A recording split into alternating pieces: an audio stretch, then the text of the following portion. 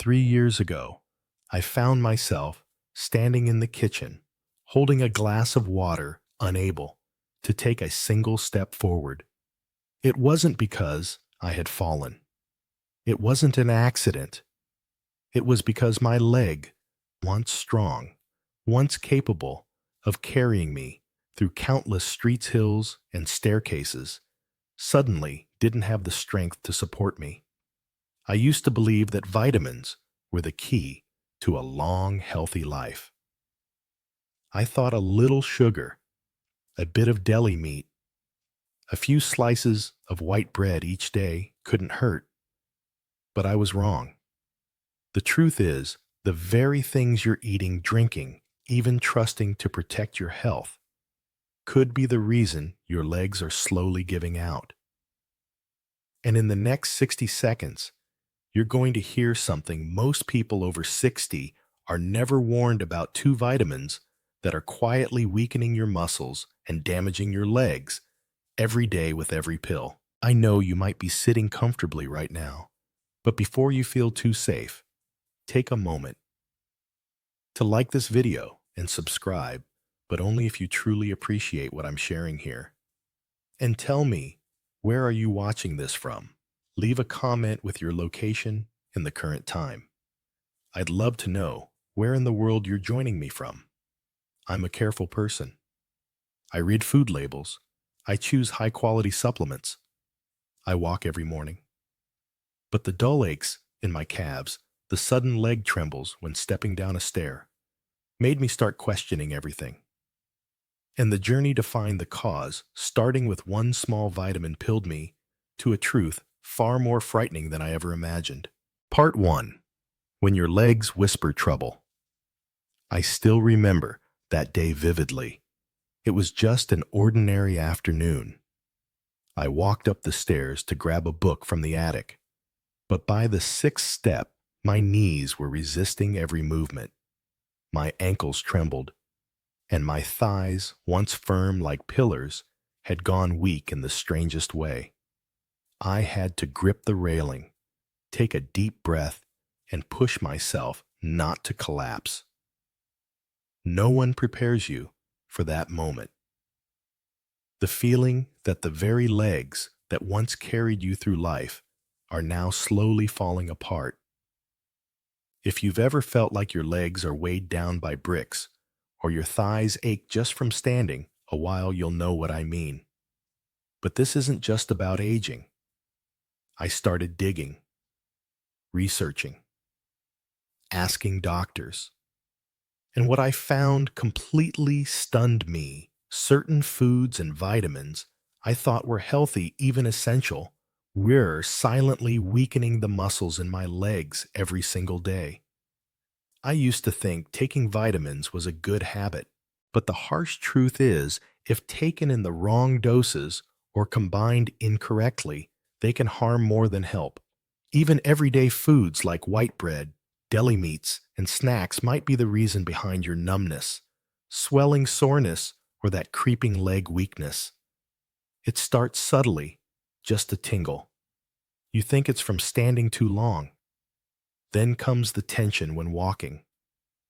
One day you can't crouch to tie your shoes. Soon you start avoiding stairs. You stop walking long distances.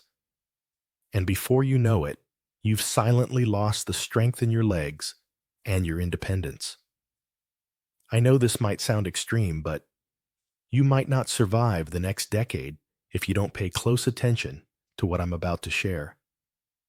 Weakening legs aren't just an annoyance.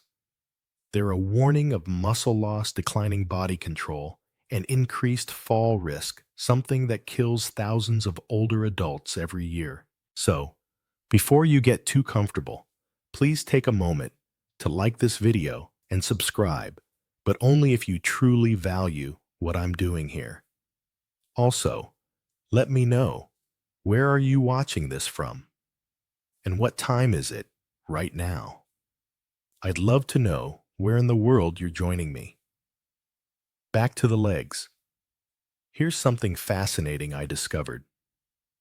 Along the way, early signs of muscle loss aren't about failing to lift heavy things.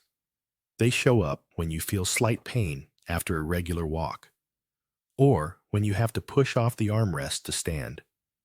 Things you used to do without thinking now take effort. That's your body's warning.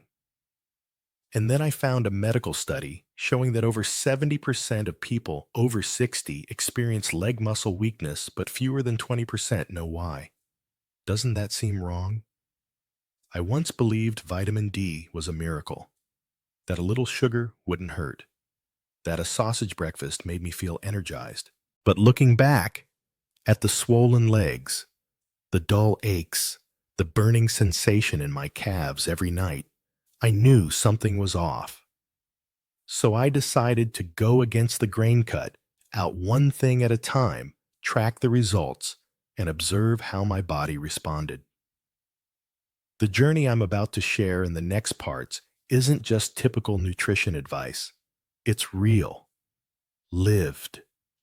In every heavy step, sleepless night of leg cramps, and moment wondering if I was aging too fast. And if you've ever felt like your legs were betraying you, I think you'll find a part of your own story in mine. Part 2. Sugar's Silent Sabotage. I used to start my mornings with a sweet iced coffee and a muffin. It didn't seem like much, just a little sugar to begin the day. But then I noticed something strange every afternoon. My legs would start tingling, as if drained of all energy. I blamed it on aging, on standing too much. But then I cut out sugar for just 1 week, and suddenly my legs didn't feel like dead weight anymore. That's when I realized sugar doesn't just make you gain weight, it weakens your legs slowly and silently, like water wearing down stone. Refined sugar in pastries, soft drinks, ice cream, even healthy box cereal is one of the top triggers of chronic inflammation. When you consume too much sugar, your insulin spikes. That doesn't just disrupt your energy levels, it activates your immune system to attack your own muscle tissues. And here's the strange truth: your immune system can't tell good sugar from bad. It just sees high blood sugar and responds by releasing inflammatory cytokines. When this inflammation repeats over and over in your leg muscles, the ones carrying all your body weight, you begin to feel pain, soreness, and fatigue. A Harvard study found that people who consume more than 100 grams of sugar daily are 3 times more likely to suffer muscle loss in the lower body compared to those on low-sugar diets. This isn't about diabetes, it's the direct impact of sugar on your muscle health. I knew a 67-year-old woman who always felt like her legs were weighed down. When we talked, I discovered she had sweetened yogurt every morning, sugary tea at lunch, and cookies in the afternoon. After switching to unsweetened yogurt and fruit within 3 weeks, she told me, for the first time in years, she could walk around her neighborhood without needing a break. Maybe you're thinking, I don't eat that much sugar. But check the labels. 1 bottle of orange juice can have 25 Gs of sugar. A healthy granola bar, up to 15 G. It adds up, and soon you'll understand why your legs feel depleted. Another concern: over time, sugar reduces insulin sensitivity, meaning your muscles can't absorb energy efficiently. You eat more, but your muscles don't get the fuel. Instead, it's stored as fat, especially around the belly and hips, and you feel tired even after meals. Imagine pouring gas into your car, only for it to be redirected to the trunk. That's what happens when insulin stops working properly, and your legs are the first to feel the fallout. There's even a controversial theory claiming sugar is as addictive as cocaine. Every time you eat sweets, your brain releases dopamine. It feels good, relaxing. But the effect fades fast, and you crave more. Your body becomes hostage to a biological loop that betrays your strength. I'm not saying cut sugar entirely. I still enjoy a square of 85% dark chocolate after dinner. But I've learned to replace raw honey instead of syrup, fresh fruit instead of pastries, even coconut water instead of soda. And here's the biggest lesson I've learned. The lightness you feel in your legs, once sugar, no longer drags you down is one of the most incredible sensations in daily life. You walk without pain. You stand without constantly shifting your weight. And you feel your body returning to a version of itself you thought was long gone, one built on strength, not just memory. Part 3. Fried Foods and Fragile Frames. It started on a Friday night. A seemingly innocent dinner of crispy chicken nuggets, a side of fries, and that creamy ranch dip I always loved. But within an hour, I noticed something odd. My legs felt heavy, as if they were filled with wet sand. The next morning, I struggled to get out of bed. There was an ache in my knees and a stiffness in my calves. I couldn't quite shake. That's when I began to see the connection between my favorite comfort foods and the slow collapse of my lower body strength. Fried foods are everywhere. At diners, in fast food bags, even at home dressed up as air-fried or lightly battered. But what most of us don't realize is how profoundly these crispy indulgences can undermine our leg health, especially after 60. Trans fats and saturated fats, the usual suspects in fried foods, are known to elevate inflammatory markers throughout the body. These inflammatory signals don't just cause bloating or joint stiffness. They target muscle fibers, interrupt blood circulation, and reduce oxygen flow to the extremities. And when your legs aren't getting the oxygen and nutrients they need, they weaken, they ache, they stop recovering properly after simple activities like walking, bending, or even standing still. Here's the strange truth. The same fats that give fries their golden crunch also impair the endothelial lining of your blood vessels. This damage reduces elasticity and impedes the proper delivery of blood to the muscles.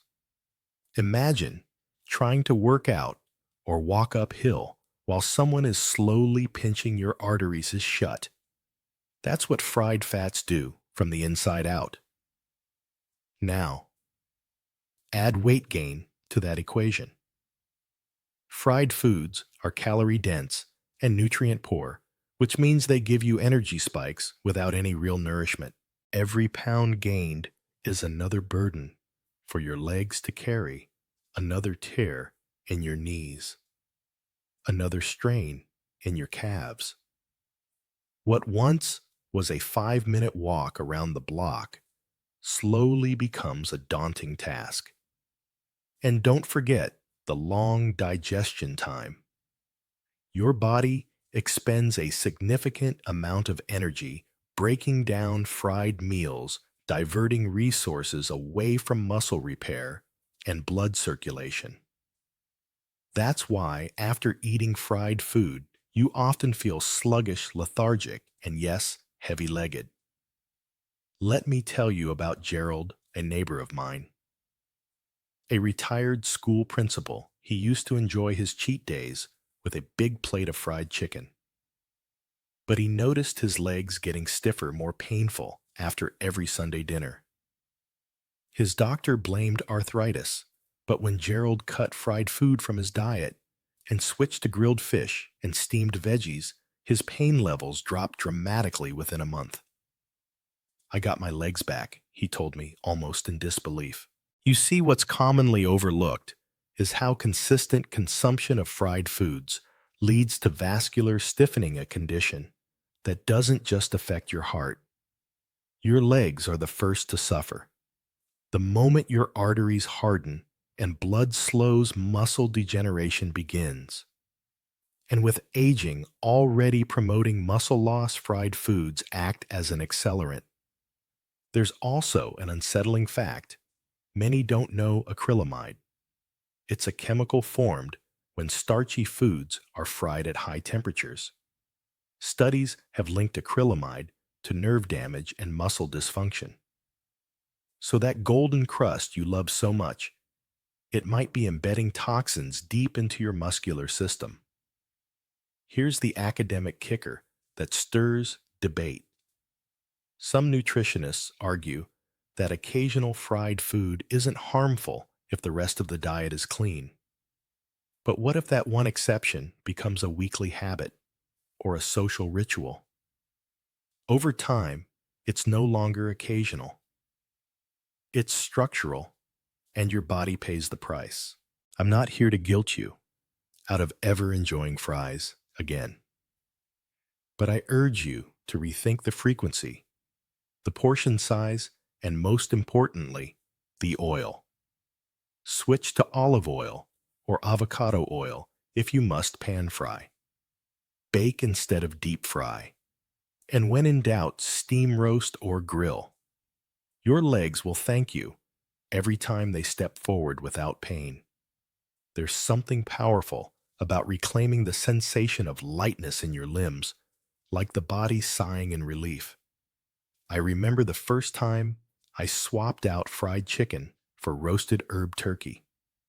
The next morning, my legs didn't creak or protest. They just moved, and that, my friend, felt like freedom. Part 4. Refined grains and the energy crash. I used to think white bread was harmless.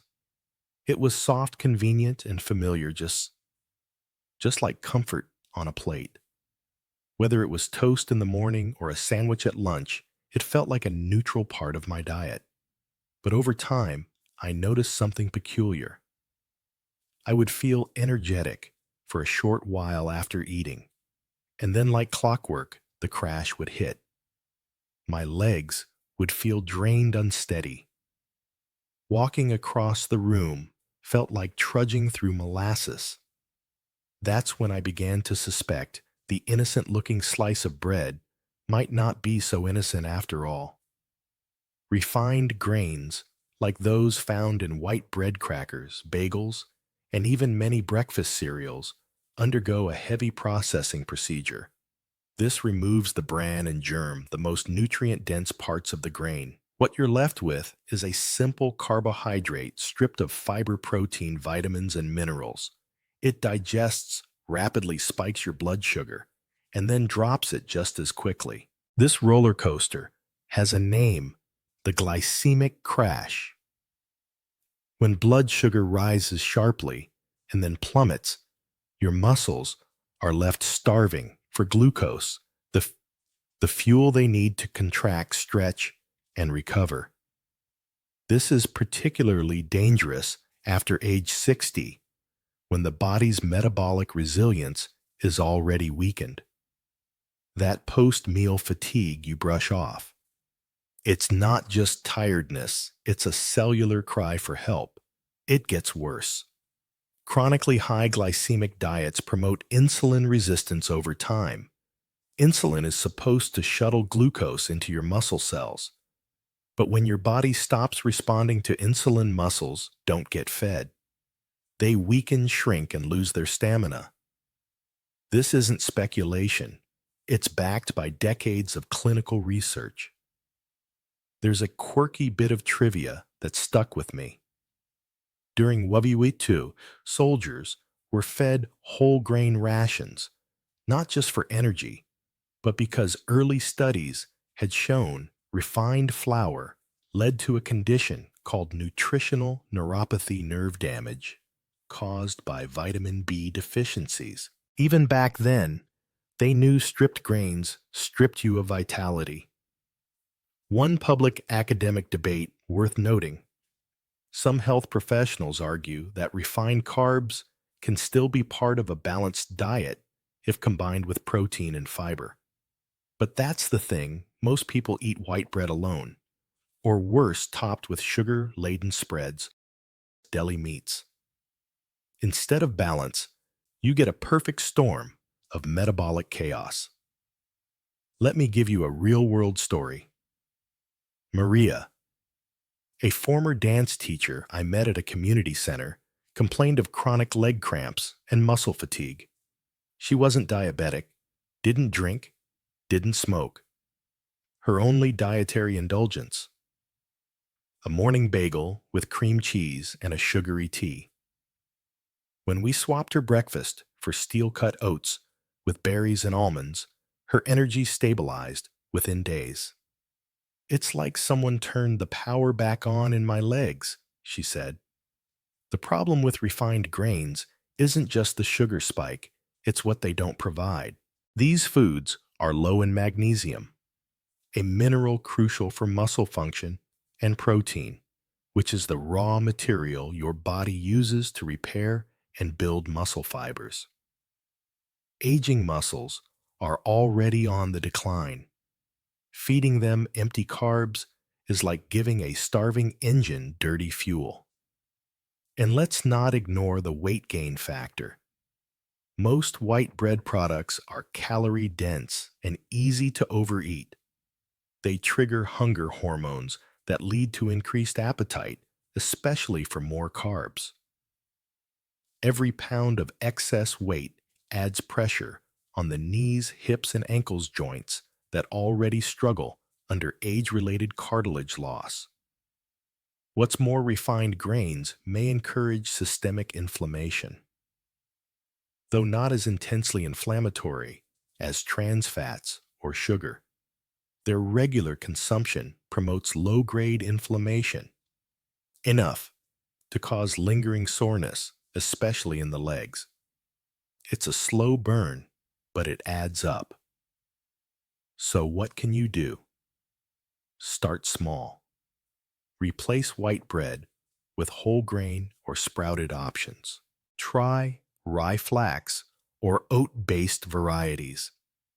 These not only stabilize blood sugar, but provide natural antioxidants, fiber, and amino acids that support muscle maintenance.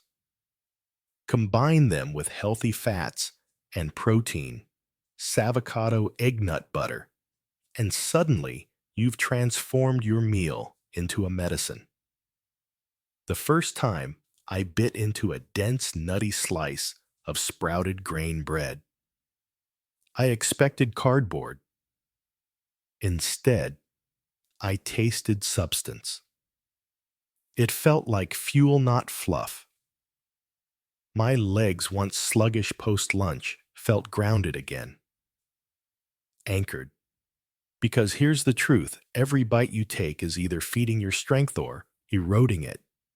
And if your legs are your foundation, then refined grains are like termites in the floorboards. You may not see the damage right away, but eventually the whole structure begins to sag. Part 5. The Alcohol Aftershock.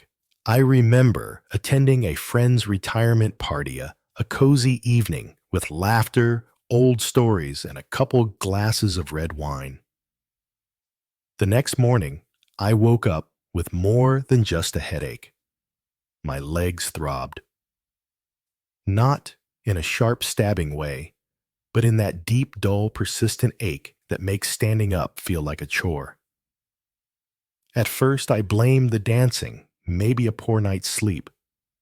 But then it happened again, and again every time I drank even just a little. That's when I began to uncover how alcohol was quietly stealing strength from my legs. You see, after 60, our bodies metabolize alcohol differently. The liver, which once processed booze like a pro, now takes its time. This delay means alcohol lingers longer, magnifying its negative effects, especially on our muscles and bones. One major issue: alcohol severely disrupts nutrient absorption. It interferes with the uptake of magnesium, calcium, and vitamin D3 elements, essential for muscle contraction, bone strength, and nerve signaling. Without them, muscles become sluggish bones, brittle, and legs unstable. It's not just about drinking too much, it's about drinking anything without realizing its cumulative toll. And here's something you probably didn't expect: alcohol directly impairs muscle protein synthesis. This means even if you're eating well, your muscles might not be rebuilding or growing. After a long walk or exercise, recovery takes longer. And instead of strengthening your legs, begin to regress, shrinking in mass, losing firmness, and leaving you vulnerable to falls or fatigue. Another overlooked consequence is dehydration. Alcohol is a diuretic. It makes you pee more. That constant fluid loss leads to electrolyte imbalance, especially low potassium and sodium, which are crucial for muscle coordination.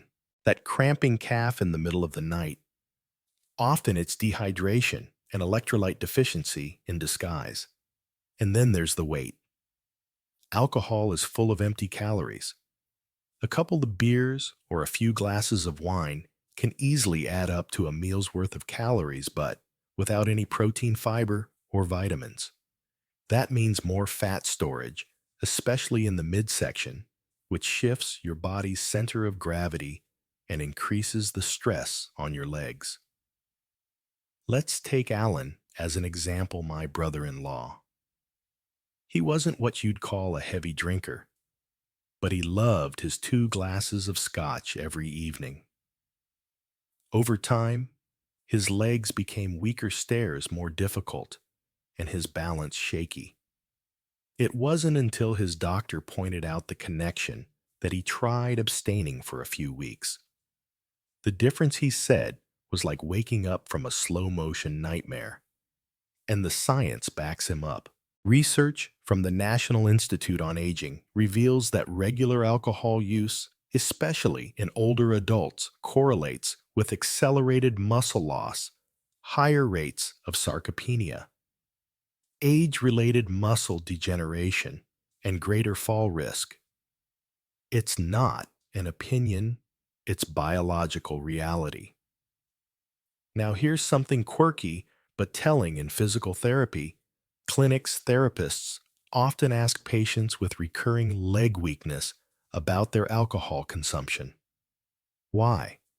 Because alcohol not only affects muscle strength, but also balance and proprioception, your body's sense of its position in space. A tipsy gait doesn't always come from being drunk. Sometimes it's your nervous system playing catch-up after repeated alcohol exposure. And let's not forget the liver. Chronic drinking taxes this vital organ, which plays a critical role in detoxification and hormone regulation. A sluggish liver means more inflammation in the bloodstream, leading to muscle aches, joint stiffness, and slowed healing, particularly in weight-bearing limbs like your legs. One public health debate that's growing louder: should there be age-based recommendations for alcohol? While a young body may bounce back after a night out, older adults often don't. Yet current guidelines rarely differentiate by age, which leaves many unknowingly hurting their long-term mobility for the sake of a fleeting buzz. I'm not here to say never drink again. I still enjoy a glass of wine on special occasions. But I've learned to hydrate before, during, and after. I pair it with protein-rich meals. And I pay close attention to how my body feels, not just my head after each drink. If you want to safeguard your legs, start by tracking your alcohol intake, not to judge yourself, but to understand the subtle toll it may be taking. Try cutting back for a few weeks. See if your legs feel lighter, if your balance improves, if that afternoon fatigue starts to fade. And perhaps most importantly, listen to your body. Not just the obvious hangovers, but the quiet signals, those tired knees, the tingly feet, the growing hesitation to climb the stairs.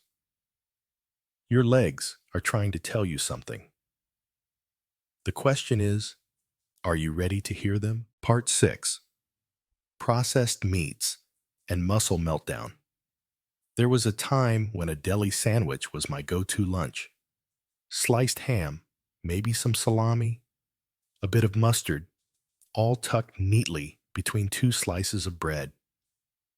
It was easy fast, and let's be honest, delicious.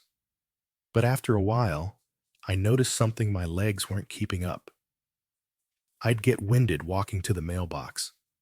My knees ached at odd hours. At first, I thought it was just aging. But after digging deeper, I realized something more insidious. My beloved deli meats were part of the problem. Processed meat, sham bacon sausages, salami hot dogs are more than just protein. They're often laced with preservatives, nitrates, and an alarming amount of sodium. And while they might be convenient, they're not doing your legs any favors. Let's start with inflammation. Nitrates and nitrites, commonly used to preserve color and extend shelf life, have been shown to trigger chronic inflammatory responses in the body. This type of inflammation doesn't cause a fever or redness.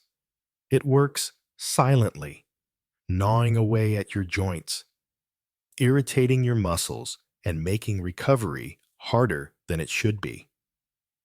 One of the most immediate effects I noticed when I cut back on processed meats was less swelling in my ankles. That bloated, stiff feeling I used to chalk up to just a long day started to fade. Turns out that all that sodium wasn't just making me thirsty, it was promoting water retention, putting extra pressure on my leg muscles and joints, and making every step feel heavier. And it's not just water retention. High sodium levels also increase blood pressure, which in turn impairs circulation, especially to the extremities. Reduced blood flow means less oxygen and fewer nutrients reaching the muscles in your legs. And when muscles are undernourished, they weaken, shrink, and fatigue faster. Let me tell you about Diane, a 72-year-old neighbor who loved her morning bacon and eggs. She'd been struggling with leg cramps for months, convinced it was just part of getting older. But after we chatted and she decided to experiment with cutting bacon and switching to avocado and boiled eggs instead, her cramps dramatically reduced in just 3 weeks. Processed meats also come with another hidden danger: saturated fats. These fats clog arteries and interfere with the body's ability to deliver nutrients to muscle tissue. Over time, this means slower muscle repair, greater stiffness, and more frequent fatigue. And again, it's the legs that carry the brunt of the burden. There's an academic disagreement here worth noting. Some argue that not all processed meats are equally harmful, pointing to leaner options or organic alternatives. But the consensus remains the cumulative effect of high sodium preservatives and saturated fat is detrimental, especially as you age and your resilience to inflammation weakens.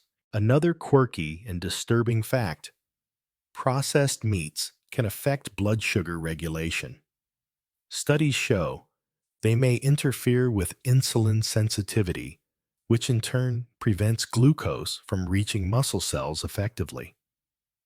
The result: your muscles starve for fuel while your blood sugar rises, and your legs, they feel tired, unreliable, like they're not yours anymore. And we haven't even touched on the toxic load. Your liver and kidneys have to work overtime to process the chemical additives in these meats. Over time, This strain can lead to subtle dysfunction, manifesting as fatigue, muscle tightness, or unexplained pain in the lower limbs. I won't lie, it was hard for me to give up those crispy sausage patties. But what I discovered in return was worth it. Grilled chicken, seasoned lentils, boiled eggs, even canned tuna in olive oil became my new staples. And the transformation wasn't just physical, it was emotional. I felt lighter, stronger, more capable. The best part, my morning walk stopped feeling like a battle. My legs moved more freely, more confidently. That's the thing with small, consistent dietary changes. They don't just shift your numbers, they shift your life. So, the next time you reach for that hot dog pause, ask yourself if that fleeting pleasure is worth the dull ache, the stiffness, the loss of mobility. Because sometimes freedom isn't about doing what you want, it's about choosing what keeps you moving forward. Part 7. Vitamins that betray you. I used to have a small routine every morning. I'd line up my pills like tiny soldiers, multivitamin, extra vitamin A for my skin, vitamin D for my bones, a calcium chew because it felt right. I thought I was doing something smart, fortifying my body, strengthening my foundation. But then the leg cramps started, not the gentle kind that passes. These were the burning, seizing, wake you up in the middle of the night kind. When stretching didn't help and hydration wasn't fixing it, I started to question everything, including the very pills I believed were protecting me. Turns out, two of the most widely recommended vitamins, vitamin A and vitamin D, can in excess silently sabotage your legs. Let's start with vitamin A. It's essential, yes, for vision, immune function, and even skin health. But it's also fat soluble, which means your body stores the excess instead of flushing it out. If you're over 60 and still taking high doses, especially through supplements or fortified foods, you may be setting yourself up for trouble. Hypervitaminosis. Essentially, vitamin A toxicity can lead to muscle soreness, joint stiffness, and even liver dysfunction. The scary part. The symptoms don't scream vitamin issue. They whisper. You may feel persistent lower back pain, unexplained fatigue in your legs, or that awful stiffness when rising from a chair. You chalk it up to aging, but it's your body waving a red flag too much. Vitamin A is inflaming your tissues and disrupting the absorption of crucial minerals like magnesium and calcium minerals that help your muscles contract and relax efficiently. Now, onto vitamin the darling of the supplement aisle. Especially after a certain age, it's praised for boosting immunity and strengthening bones. But here's the twist. When taken in excessive doses, vitamin D can raise calcium levels in the blood too high, a condition called hypercalcemia. This doesn't just affect your bones, it stiffens muscles, causes burning sensations, and can even mimic neuropathy. I remember talking to Greg, a 68-year-old cyclist. He was convinced that more vitamin D meant better endurance. But after doubling his dosage for 6 months, he began experiencing sharp cramps in his thighs after mild rides. Blood tests later revealed dangerously high calcium levels. He had no idea his healthy habit was undermining his performance. There's a public controversy here that needs to be talked about. Supplement marketing often ignores dosage nuance. You'll see megadoses sold over the counter 5,000 IU, 10,000 IU of vitamin D without any disclaimer. But the truth is, Most older adults only need a few hundred IU daily, and even that should be confirmed by a blood test. And what about combining these vitamins? Many multivitamins or fortified foods include both A and D, sometimes in overlapping redundant quantities. If you're eating liver, which is incredibly high in vitamin A, taking a multivitamin, and consuming fortified milk or cereals, you could be overdoing it without realizing. Another strange detail, vitamin D, when taken in high doses, can also lead to soft tissue calcification. That means your tendons, muscles, and even arteries can harden, reducing flexibility and circulation, particularly in the legs. What should be a vitamin for strength becomes one that reduces range of motion and increases discomfort. And don't forget the kidneys. They're responsible for maintaining mineral balance. Excess vitamin D puts them under stress, reducing their efficiency. Poor kidney function is a known contributor to leg edema, fatigue, and even muscle twitching. Here's something I did not expect. When I reduced my supplements and relied more on whole foods, my nighttime leg cramps vanished within 2 weeks. My body felt looser, more agile.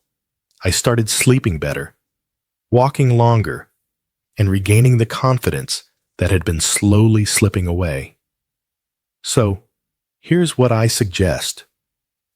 Take stock of what you're actually consuming. Add up your daily intake from food, drinks, fortified products, and supplements. You might be surprised. And more importantly, get your blood levels tested before starting or increasing any vitamin. Food-based sources like carrots, leafy greens, fatty fish, and eggs provide these nutrients in balanced doses that your body understands. They come with enzymes, fibers, and cofactors that help with proper absorption and prevent overdose. Because here's the harsh truth, supplements aren't always safe.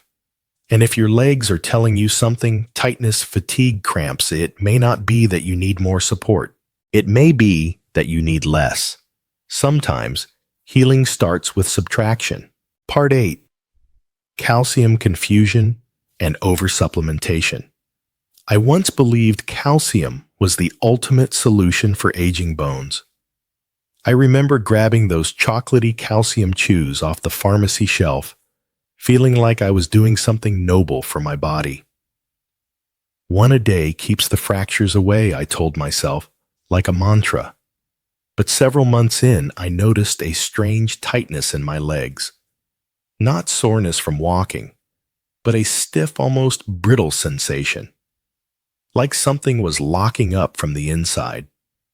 It wasn't until I dug deeper that I realized too much calcium, especially the kind from supplements, might be doing more harm than good. Calcium has a pristine reputation. It's the hero mineral, the thing we're told builds strong bones and keeps us upright. And while that's partly true, there's a darker side few talk about.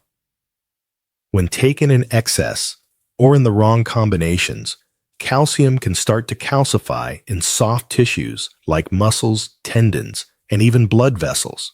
The result? Legs that don't bend the way they used to, ankles that feel tight, calves that burn after a short walk. Sound familiar?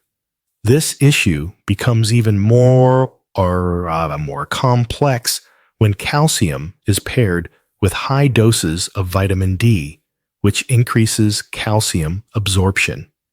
If there's more calcium circulating in your bloodstream than your bones can handle, the body has to stash it somewhere. That somewhere is often places it doesn't belong. Arteries, ligaments, joints. It's like pouring cement into your circulation. There's an under-discussed phenomenon in the aging population called vascular calcification, essentially calcium deposits forming in blood vessels. Studies have linked this condition to decreased mobility, increased fall risk, and a higher likelihood of cardiovascular issues. The scary part, many older adults take calcium supplements without checking if they actually need them. Let's rewind to something strange, but significant. Bones aren't built by calcium alone. They require magnesium vitamin K2 and regular weight-bearing activity to remodel and stay strong. Yet we often load up on calcium while ignoring these other components. This creates a dangerous imbalance, like stacking bricks without mortar. Remember Barbara? She was a vibrant 70-year-old I met at a wellness seminar. She told me she'd been taking 500 milliliters of calcium a day for 5 years without ever checking her levels. When she began feeling tension in her thighs and persistent leg cramps, she assumed it was aging. But tests revealed she had excessive calcium in her blood. When she stopped, the supplements added leafy greens and introduced magnesium-rich foods like almonds and black beans. The cramps eased. Her mobility returned. I felt like my legs could breathe again, she said. Here's another truth. The supplement industry doesn't broadcast. Your body can only absorb around 500 milliliters of calcium at a time. So, taking large doses in one go. It's not only ineffective, it can flood your system and encourage calcification. And there's a growing academic argument.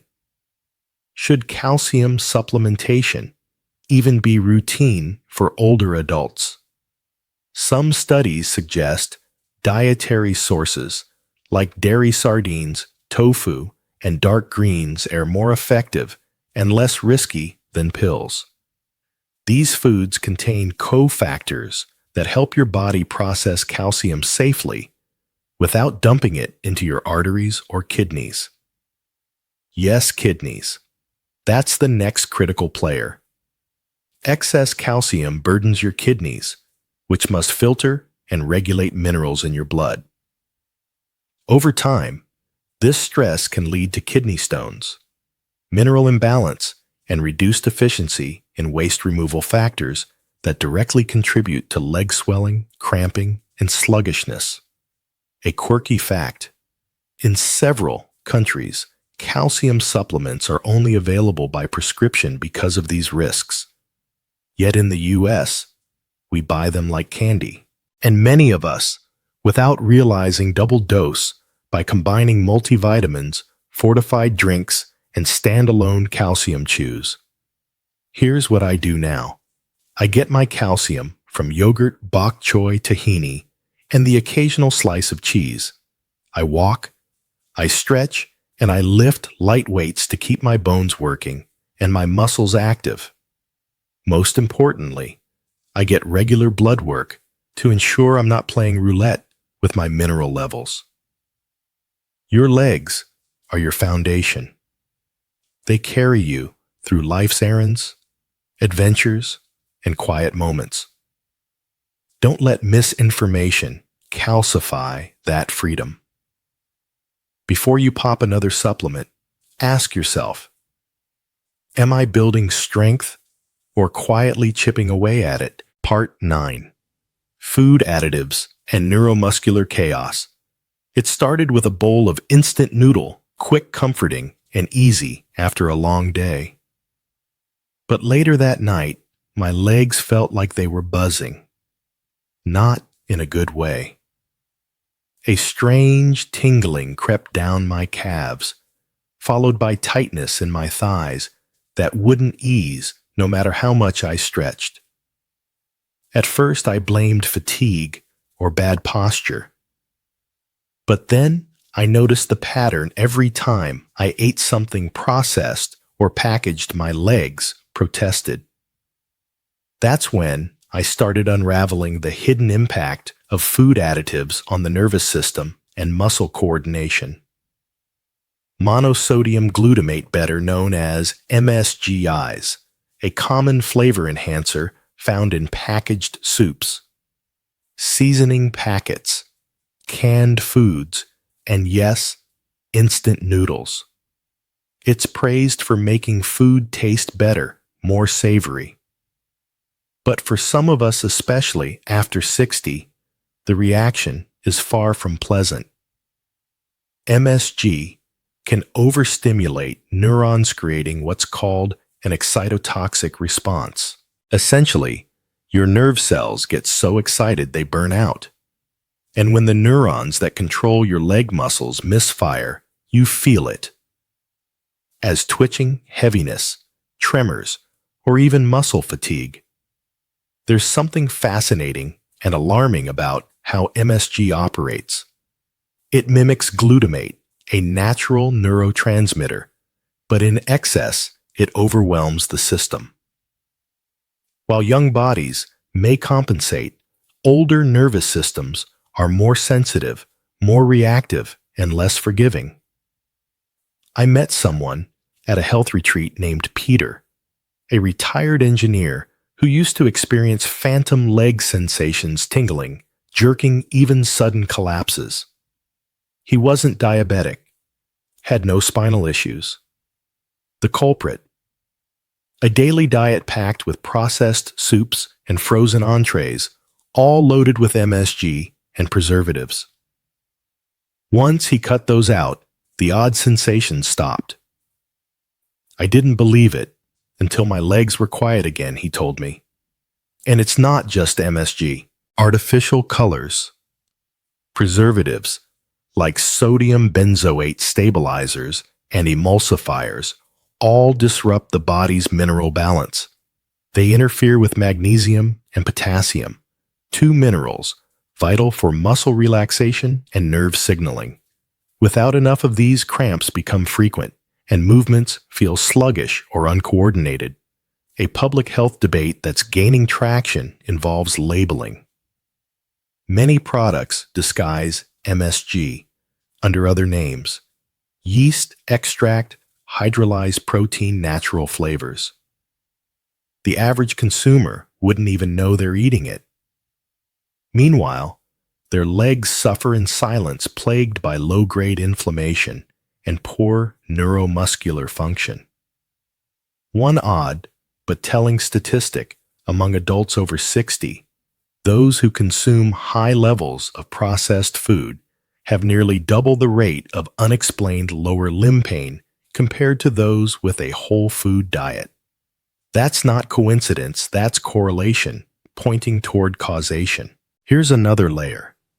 These additives also alter gut health, reducing your ability to absorb the very nutrients your muscles and nerves need. It's like stripping copper wires and expecting your lamp to light. No matter how much you eat, your legs remain underpowered. And if you're eating these additives frequently, say packaged snacks, pre-made sauces, flavored chips, it's not just the additives you're ingesting. It's also excessive sodium, sugar, and unhealthy fats all working together to dull your legs' responsiveness, endurance, and strength. But the body is remarkably responsive to change.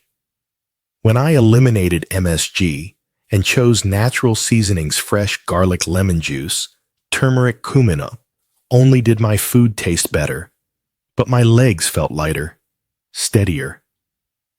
That uneasy nighttime buzzing vanished. My gait felt smoother. I was more connected to the ground beneath me. It's not about being perfect. It's about noticing patterns. If your legs act up after meals, take a closer look at the labels. What you think is harmless might be hijacking your nervous system. Remember, your muscles don't just rely on strength. They rely on communication between nerves, minerals, and movement. And when that conversation is constantly interrupted by synthetic compounds, your legs lose their fluency. They stumble, they stiffen, they hesitate. So the next time you consider a quick fix meal, ask yourself, do I want convenience now, or coordination later. Part 10. Reclaiming your legs. Daily shifts that heal. There was a morning not long ago when I stood up from bed and realized something felt different, lighter, as if my legs had finally stopped fighting me. No soreness in the ankles, no tightness in the calves, no wobble in the knees.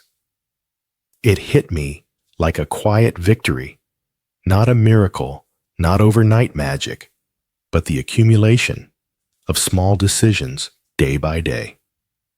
I had reclaimed my legs, and now I want to show you how you can do the same.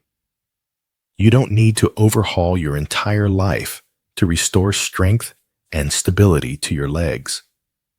You need consistent, thoughtful shifts in what you eat, what you supplement, and how you move. First, start with sugar. Even cutting back by 50% can dramatically reduce inflammation in your muscles and joints. Replace that afternoon cookie with a handful of berries or a square of dark chocolate. Swap sugary drinks for sparkling water with lemon. It's not about deprivation. It's about giving your body what it actually needs. Next, watch the fried foods. Start by making just one day a week completely fry-free. Use your oven. Roast vegetables in olive oil. Grill meats. You'll be shocked at how much less bloated and sluggish your legs feel after just a few weeks. Replace refined grains with whole grains. Choose bread with visible seeds and grains not the kind that collapses under your fingers. Oats, quinoa, barley. These feed your muscles and keep your energy stable. If you're used to white rice, try blending it with wild or brown rice. Little by little, taste will follow benefit. As for alcohol, be honest with yourself. Keep a log for 2 weeks, not to shame yourself, but to learn. If you drink nightly, experiment with cutting back to weekends only. And when you do drink, hydrate more, eat well with it, and listen to your body the next day. Are your legs sore? Are you sleeping restlessly? Track the patterns. Ditch processed meats gradually. Start by replacing deli meat in your sandwiches with grilled chicken or tuna. Use fresh herbs and spices instead of flavor packets. It doesn't have to be fancy, just real. Now on to the supplements. Don't self-prescribe. Get your blood tested. Talk to your doctor. Tailor your intake to your actual needs. That multivitamin might be giving you triple the vitamin A you need.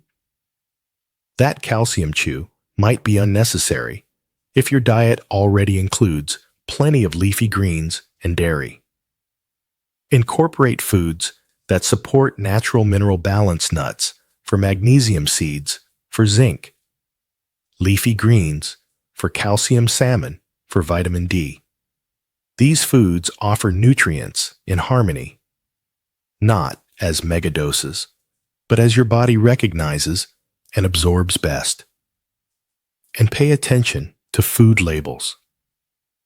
MSG, artificial preservatives, and mystery ingredients often hide in plain sight.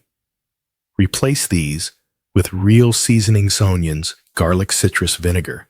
It might take a little extra time at first, but the reward is felt with every steady step.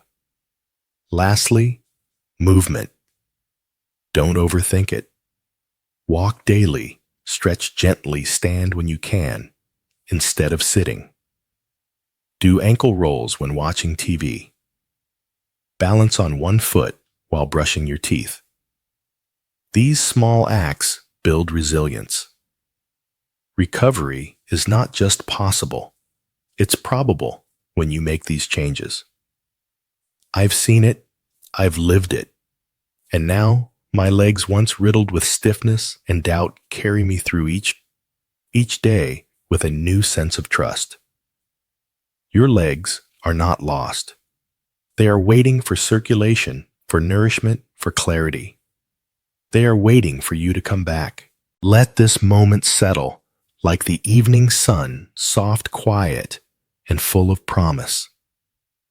Maybe you began this journey with aching knees or a dragging gait. Maybe the stairs felt taller, the sidewalks longer. But now, you've seen the truth hiding in your plate, in your pill box, in your habits. Your legs are the story of your life's movement, your path, your dance, your independence. Don't let convenience, misinformation, or silent toxicity steal that story away. You don't need to sprint. You just need to shift step by mindful step toward foods that serve you nutrients that heal and movements that honor the body you've carried for decades. Because this isn't about walking perfectly. It's about walking freely. With strength, with balance, with confidence. And if you ever forget what you're capable of, just close your eyes and listen. Your legs whispering once again, not in pain, but in possibility.